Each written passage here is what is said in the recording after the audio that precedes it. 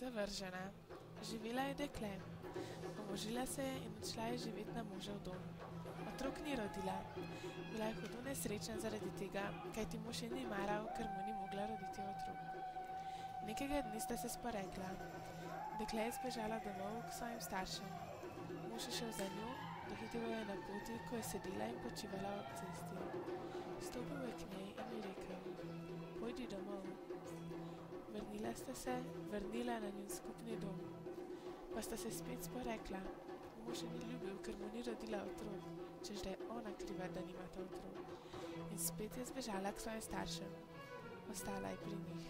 Čez nekaj dni je po njo prišel mož, a dekle ga je zavrnila, rekoč: "Nočem se vrniti k tebi, kajti obsodil si me, da sem jalova."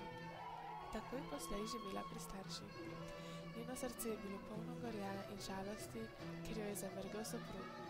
Vse dni je tiho prepevala predse: "Sama sem, zavrgel me je soprog.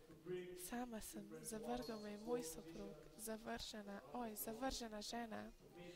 Nekega dne je sklenila, da bo šla obiskat svoje starše po materi. Med potjo je dohitela noč. V daljavi je zagledala ogenj, svetav in bleščeč ogenj. Pospešila je korak in prišla do ognja. To je bil dom velikana ljudožerca. Prosila je za prenočišče in vsa utrujena sedla. Velikan jo je pustil sedeti ob ognju in šel klicati tovariše velikane: "Pridite pogledat živalco, ki se je zatekla k meni." Dekle v koči je utrujena zaspala. Čez čas se je vrnil velikan s sekiro. Brusil jo je in brundal: brusi se, sekirica, za mojo malo živalco, za mojo malo tolsto živalco." Dekle se je zbudila in slišala pesmico, ki jo je velikan brundal predse. Zbežala je v noč. Tekla je na vso moč, kajti velikani so šli za njo.